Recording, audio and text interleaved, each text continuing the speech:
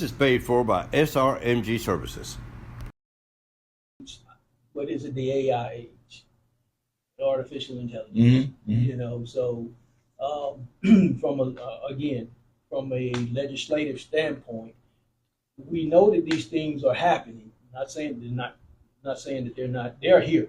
So Right. now they're coming. They're here. And you talk about the workforce. You know, we're losing jobs because of automation. You have no idea how many jobs we're about to lose Yeah, based on absolutely. the So data that's out there. how do we prepare ourselves for that change? And can that change happen at this capital level?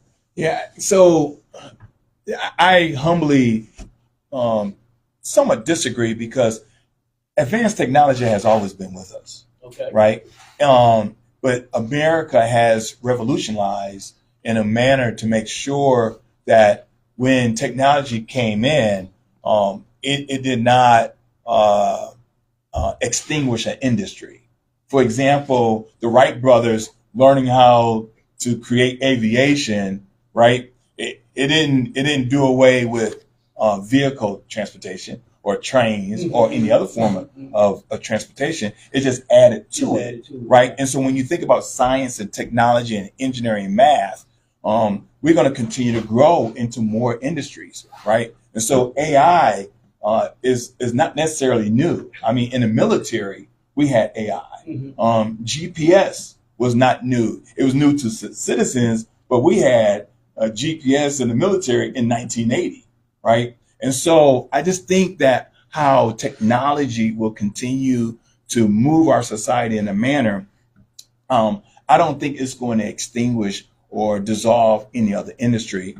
But I do agree that our curriculum need to be such to where our children still have the ability to be critical thinkers, to be creative thinkers and problem solvers, right? There was a time when I would speak at high schools, I would ask this, the student body, what is it that you want to be when you grow up? And they'll say, oh, lawyers and doctors and this and the other. And so now I no longer ask that question. I force the audience to say, I want you to be three things. I want you to be critical thinkers, creative thinkers, and problem solvers. Because these three skill sets are transferable in any industry and any and every occupation. And so as long as our curriculum still be able to create critical thinkers, right? The Albert Einsteins of the world or the Oprah Winfreys of the world, I still believe that, I remember growing up as a little boy looking at the Jetsons. And I used to marvel like, wait a minute, we're going to have the ability to look at someone on the telephone. Meanwhile, the phone that I was speaking to had a 25-foot cord attached to the wall, right? You don't know anything about I do. But when you think about it, the communication didn't change. It just got better. Yeah. Right. It went from analog to digital. Right. Right. And so these technologies that we see, like AI, is not new.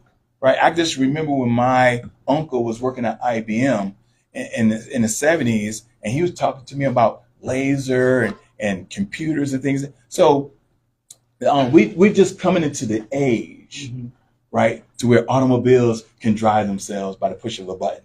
But it still took someone to write the program. Right. Right. And with that being said, too, it's like we have to prepare ourselves for that change. Yeah. Right. May I just, because I understand what Mr. Jackson is talking about, but I think fundamentally this is potentially where we might have an issue in relation to, I think, from a legislative point of view, because if everybody has the same understanding that Mr. Jackson's carrying from an AI point of view, then I think we're going to miss the ball. The reason why I think that is that if we look at like all the innovation that has been listed, we're never innovation that were intended to replace humanity's role in certain tasks. They were to make things better. Artificial intelligence is not being created just to make things better. They're actually being created to be able to take the certain roles away. For example, there are certain specific roles that has been already associated by University of Netherlands, call center roles. Significantly, almost all fast food restaurants right now would not be needed for staff. Airports. Like a lot of administration roles, roles like accountancy, potential lawyers. There's even artificial intelligence that potentially can be in hospitals. Like we need to this is not like a, let's have a conversation, because this is bigger. This is bigger than, do not be deceived by just what is ready in the open, right? Like I can give you companies that they build chips for artificial intelligence that you should go read their earnings report, right? And listen to what they're predicting, what is capable of with the technology that is being developed. Like if we think that this is just going to just be an add-on, I just want us to be very careful. This is not that. This is not an add-on. This is going to revolutionize the way humanity operates forever. And that's what happened even with the I'm going to say the example you gave about the phones. Yes, mobile phones. Yes, You know. the internet was probably as big of a change, I would say, than similar changes is probably the adoption of the internet that created a new ecosystem. And that, But this computer will never ever replace man, right? This computer cannot power itself. This computer will slowly but surely, if I pour water onto it, it would dissolve. yeah, but we're talking about something greater than just a, right, but a phone on your listen hand. Right, but listen to my point. And so when the pilot ran into a flock of birds, Yes, lost the engines, both of them, the computer was suggesting something completely different. But that captain, because of his experience, landed an airplane in the Hudson, saved all souls. So my point is, I do appreciate and understand advanced technology. I do appreciate AI, but AI will never ever be the leading subject in an operating room for an emergency. AI will never be, now AI can write a student's term paper, right? But I'm talking about when we think about technology and the advanced capabilities, the law, the legislation, the things that we, man, will dictate. We will create the specifications. And if those specifications are not met, regardless if it's Google, Microsoft, Apple, then they will run in interference with the law. The law is always silent. I always remind citizens, you know, while you're driving your car, right? The law is right there in the passenger seat. Because if you have an accident and your car is fully automated, autonomous, right? And the police will come and they'll start asking some very probing questions. Like, who was driving this vehicle? Was it you or was it the computer? See, because now the question becomes, who's liable? You, the human being, or the manufacturer?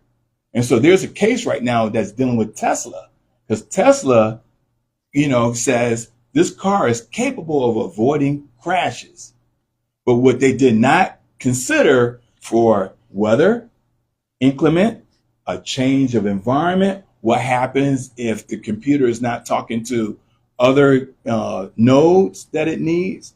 And so I do appreciate advanced technology, but man will always have dominion over everything. And I just use this as an example, figuratively speaking, but I'm talking about in aviation, I'm talking about cybersecurity, I'm talking about everything, because the law that we write will dictate the specification on how it's used. And if someone improperly uses it, then they run foul with the law. And with that being said, let's talk about insurance. Yeah. Because there you have to have insurance in place for those types of things, That's right. right? That's So, right. I mean, what do you think? Well, I think that this is where I think for me the conversation really needs to start. Like, what does a potential future look like, and we work backwards from there, right? Like that's always been my approach with work, and is where are you trying to go when you work backwards from there? It's less of a, you know, let's work from here to where, like, what is the vision, and we work from there backwards, right? And for me, it's going to be, there's a lot of ecosystem that's going to be affected by this reality. You know, I used to work in the connected vehicle data space before I joined Google, so I'm very familiar with the Tesla case and how automated vehicles work and all of that. And even that whole ecosystem and how we were working with insurance providers in trying to understand how liability is distributed, how claims are distributed. Like all of that ecosystem is still a minefield. You know, legislation has not caught up to the likes of Tesla, of even that what Tesla is doing. And I mean, I'm glad that the Biden administration today, you know, they've set up an innovative hub where they want to invest money to actually understand, you know, how they can regulate this. Because how do you regulate something that has never been done in the scale that we're talking about, right? And unfortunately, regulation always plays catch up.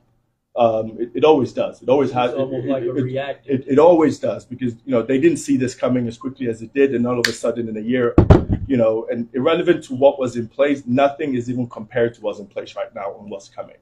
And for me, I think all these ecosystems, we need to start really having these conversations to what are the potential effects to, again, not just a singularity point of view, but it's more of a holistic point of view. And for me, the big thing with AI was more for the education, because I look at my kids and I'm like, if, you know, even my role, you know, what I do for a living is potentially could be jeopardized by artificial intelligence, because you've got to look at what is coming down the pipeline and think to yourself, you know, and I have young people that are asking me, what do I need to do for work? And I'm like, not what is available now. Look at what's coming and prepare yourself for that. That's how I picked data protection, my skill set, when I went to university. And that goes